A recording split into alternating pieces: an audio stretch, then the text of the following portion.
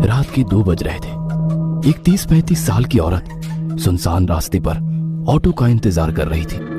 तभी उसी रास्ते पर एक ऑटो आ गया। जैसे ही उस औरत ने हवा में हाथ लहराया, वैसे ही ऑटो ड्राइवर ने ऑटो उसके पास जाकर रोक दी। कहाँ जाना है मैडम? ऑटो ड्राइवर ने उस औरत से पूछा। अवंती नगर। औरत ने उत्तर दिया। ऑटो ड्राइवर ने अपना मोबाइल निकाला और गूगल मैप पर अवंती नगर की तलाश की, क्योंकि वो शहर में नया ही आया था और वो पहले कभी अवंती नगर की ओर नहीं गया था। अवंती नगर वहां से 7 किलोमीटर की दूरी पर था। भाड़ा 300 रुपए होगा मैडम, ऑटो ड्राइवर ने औरत से पूछा। क्या 300 रुपए? भैया 300 बहुत ज्यादा है, 200 में छोड़ दो। उस औरत ने ऑटो ड्राइवर से कहा। ऑटो ड्राइवर ने उस औरत को सिर से पैर तक देखा और कुछ देर सोचकर वो बोला, बैठिए, छोड़ देता हूँ। वो औरत ऑटो में बैठ गई और ऑटो अवंती नगर की तरफ निकल पड़ा। ऑटो ने 4-5 किलोमीटर की दूरी तय की थी। जब से वो औरत ऑटो में बैठी थी, तब से ऑटो ड्राइवर उसे आईने में घूरे जा रहा था और गाना गा रहा था। सलाम इश्क मेरी जान जरा कबूल कर लो, तुम हमसे इश्क करने की जरा सी भूल कर लो। ऑटो ड्राइवर के इस बर्ताव से वो औरत डर गई। उसने तुरंत किसी को फोन किया और धीरे से बोलने लगी। वैसे ही रिक्शे वाले ने गाना बंद कर दिया और उसकी बातें सुनने की कोशिश करने लगा। हेलो शालिनी, तू आ रही है ना मेरे घर? तुझे पता है ना कि मेरे पति विशाल अमेरिका चले गए हैं और मैं घर पर अकेली हूँ। वो औरत बोली। नहीं यार, मैं नहीं आ सकती, मैंने तुम्हें दोपहर में ही बताया था ना। फोन की दूसरी तरफ से दूसरी औरत बोली। ठीक है, मत आना। ऐसा कहकर उस औरत ने गुस्से में फोन रख दिया। ऑटो ड्राइवर ने उस औरत की बात सुन ली थी। उसने सुन लिया था कि वो औरत आज रात अपने घर पर अकेली है और उसके सहेली ने भी उसके घर आने के लिए मना कर दिया है। ऑटो ड्राइवर अभी भी शीशे से उस औरत को घूर रहा था। इस वजह से वो औरत बहुत ज्यादा डर गई थी। तभी उस औरत ने एक बंगले के सामने ऑटो ड्राइवर को रुकने के लिए कहा। ऑटो ड्राइवर ने देखा कि उस घर पर सिल्वर लीफ लिखा हुआ था। वैसे वो घर नहीं, एक बड़ा सा आलीशान बंगला लग रहा था। जैसे ही ऑटो रुक गया, वो औरत ऑटो से उतर गई और ऑटो ड्राइवर को पैसे देने के लिए उसने अपना हाथ आगे बढ़ाया। तभी ऑटो ड्राइवर ने पैसे लेते समय उसका हाथ पकड़ लिया और बोला, अब जब तुम मुझे यहाँ तक ले ही आई हो तो एक कप चाय ही पिला दो। ऑटो ड्राइवर की बात सुनकर औरत और भी ज्यादा डर गई। उसने ऑटो चालक के हाथ से अपना हाथ छुड़ा लिया और सीधे गेट के अंदर भाग गई। यह देख ऑटो चालक मुस्कुराया। तभी उसकी नजर पीछे की सीट पर गई। औरत ऑटो में अपना मोबाइल भूल गई थी। इससे पहले कि औरत अपना मोबाइल लेने वापस आती, ऑटो ड्राइवर ने ऑटो स्टार्ट कर दी और वह वहां से 9-2-11 हो गया। कुछ दूर जाकर उसने ऑटो रोका और उस मोबाइल को देखा। वो कुछ 20-25 हजार का महंगा मोबाइल था।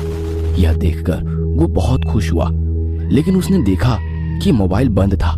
लेकिन अब कुछ समय पहले ही तो वो औरत मोबाइल पे किसी से बात कर रही थी, तभी तो मोबाइल चालू था। फिर इतने जल्दी ये बंद कैसे हो गया? वो मन ही मन बोला। लेकिन फिर उसने सोचा कि शायद मोबाइल की बैटरी डेड हो चुकी होगी, इसलिए बंद पड़ा होगा। तभी अचानक उसके सिर में एक डरावनी योजना आ गई। मोबाइल फोन देने के बहाने उस औरत के घर जाने की। उसके दरवाजा खोलते ही उसके गर्दन पर छुरा रखकर उसकी इज्जत लूटने की और फिर घर में से सारे पैसे लूट के 9-2-11 होने की योजना बनाई। लेकिन इसके लिए उसे एक और साथी की जरूरत थी, इसलिए उसने अपने एक दूसरे ऑटो ड्राइवर दोस्त को फोन किया और उसे अपनी योजना के बारे में बताया। जब उसके दोस्त ने सुना कि एक सुंदर औरत घर पर अकेली है, तब उसका दोस्त वहां आने के लिए राजी हो गया। उसने अपने दोस्त को उस औरत के घर का पता बताया और उसे तुरंत वहां आने के लिए कहा और खुद उस औरत के बंगले के बाहर जाकर रुक गया। 10-15 मिनट बीत गए थे, पर फिर भी उसका दोस्त अभी तक नहीं आया था।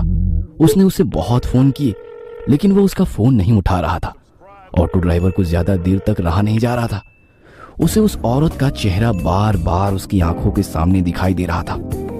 उसके वो हवा में उड़ने वाले बाल उसकी आंखों के सामने आ रहे थे। उसके परफ्यूम की महक अभी भी उसकी नाक में बस गई थी। तो उसने अपने दोस्त को मैसेज किया, मैं अंदर जा रहा हूँ, तुम्हारे लिए दरवाजा खुला रखूंगा, जल्दी आ जाना। जैसे उसने मैसेज किया वैसे उसने सीट के नीचे छुपाया हुआ चाकू निकाला और एक हाथ में चाकू और दूसरे हाथ में मोबाइल लेकर वो गेट खोलकर अंदर चला गया। उसने डोरबेल बजाई लेकिन अंदर से कोई भी जवाब नहीं आया। उसने 3-4 बार डोरबेल बजाई लेकिन फिर भी अंदर से कोई जवाब नहीं आया। उसने सोचा कि शायद वो औरत अब सो गई होगी। उसे लगा कि उसकी योजना विफल हो गई और गुस्से में आकर उसने दरवाजे पर अपना हाथ मारा। तभी घर का दरवाजा खुल गया। उसने उस औरत का मोबाइल अपनी जेब में रखा और दाहिने हाथ में चाकू लेकर घर में घुस गया। उसने घर का दरवाजा बंद कर दिया और इधर उधर देखने लगा। वो एक बड़ा सा हॉल था।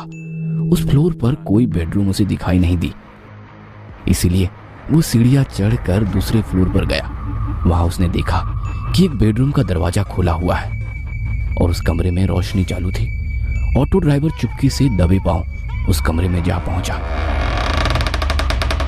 अंदर कोई भी नहीं था। तभी उसे बाथरूम में से पानी गिरने की आवाज सुनाई दी। अच्छा, तो वो औरत बाथरूम में है, इसलिए उसे डोरबेल की आवाज सुनाई नहीं दी और इसीलिए उसने दरवाजा नहीं खोला। वो मन ही मन बोला और जल्दी से बाथरूम के दरवाजे के बाहर जाके खड़ा हो गया, क्योंकि उसने सोचा कि जब वो औरत बाथरूम से बाहर आएगी तो वो तुरंत उसके गले पर चाकू रख देगा और फिर बड़ी आसानी से उसकी इज्जत लूट लेगा। तभी अंदर से दरवाजे की कुंडी खुलने की आवाज आई। ऑटो ड्राइवर हाथ में चाकू पकड़कर सतर्क हो गया, क्योंकि वो औरत अब बाहर आने वाली थी। लेकिन 2 मिनट बीते, 4 मिनट बीती, पर वो औरत अभी तक बाथरूम से बाहर नहीं आई थी। आखिरकार ऑटो ड्राइवर ने बाथरूम के दरवाजे को अंदर धकेल दिया। जैसे ही उसने दरवाजा अंदर धकेला वैसे ही उसकी नाक में सड़े हुए मांस की बदबू घुस गई। उसने अपने बाएं हाथ से अपनी नाक बंद कर ली और बाहर से बाथरूम में झांक कर देखा और सामने का नजारा देख उसके पैरों तले जमीन खिसक गई। डर के मारे वो थर थर कांपने लगा, क्योंकि बाथरूम के बाथटब में 8-10 लाशों का एक ढेर था। वो डर के मारे पीछे हटने ही वाला था कि तभी उस औरत ने पीछे से आकर ऑटो ड्राइवर की कमर में लात मारी और वो बाथरूम में जा गिरा। ऑटो ड्राइवर बाथरूम में गिरते ही उस औरत ने झट से बाथरूम का दरवाजा बंद कर दिया। जैसे ही ऑटो ड्राइवर ने उसकी दाईं तरफ देखा वो पसीने से तरबतर हो गया और उसने उठकर दरवाजा खोलने की कोशिश की, लेकिन दरवाजा नहीं खुला, क्योंकि उस औरत ने बाहर से दरवाजा बंद कर दिया था। उसे पता चल चुका था कि उस औरत ने जानबूझकर उसे बाथरूम में बंद कर दिया है। ऑटो ड्राइवर दरवाजा पीट पीट कर जोर जोर से चिल्लाने लगा, मैडम दरवाजा खोलो, मैडम मैं आपके पैर पकड़ता हूँ, मुझे यहाँ से बाहर निकालो, मुझसे गलती हो गई मैडम, मुझे माफ कर दो मैडम। वो भीख मांग रहा था, लेकिन बाथरूम के बाहर से कोई जवाब नहीं आया। बाथरूम के बाहर सन्नाटा फैल गया। आखिरकार दरवाजा पीट पीट कर उसके हाथ दुखने लगे और उसने दरवाजा पीटना बंद कर दिया। उसने उसकी दाईं ओर देखा, वैसे ही उसे बाथटब में लगा लाशों का ढेर दिखाई दिया। 8-10 लाशें एक के ऊपर एक रखी हुई थी और हैरानी की बात तो यह थी कि उन सभी लाशों के ऊपर ऑटो ड्राइवर की यूनिफॉर्म थी। इसका मतलब ये था कि वे सभी लाशें ऑटो ड्राइवर की थी। उसने अपने कपड़ों को देखा तो उसने भी वैसे ही यूनिफॉर्म पहन रखी थी। बाथटब के बगल में मोबाइलों का ढेर पड़ा हुआ था। ऑटो ड्राइवर ने उसकी जेब से मोबाइल निकाला और वो फिर एक बार चौंक गया, क्योंकि बिल्कुल वैसे ही मोबाइल का ढेर था। वो समझ गया कि उसे धोखे से फंसाया गया है। उस औरत का ऑटो में कहना कि मैं घर पे अकेली हूं और उसके बाद ऑटो में मोबाइल छोड़ना, ये सब उसकी ही चाल थी और वह बुरी तरह से उसकी जाल में फंस चुका था। वो समझ चुका था कि वे सभी ऑटो ड्राइवर भी बिल्कुल उसकी तरह ही उस औरत के जाल में फंस गए थे और वो बाद में उसी बाथटब में मर गए। अब उसके साथ क्या होगा, इसका ख्याल उसके मन में ही आ गया। निकलेगा। इन सभी सवालों के जवाब जानने के लिए इस कहानी का अगला पार्ट देखना मत भूलना।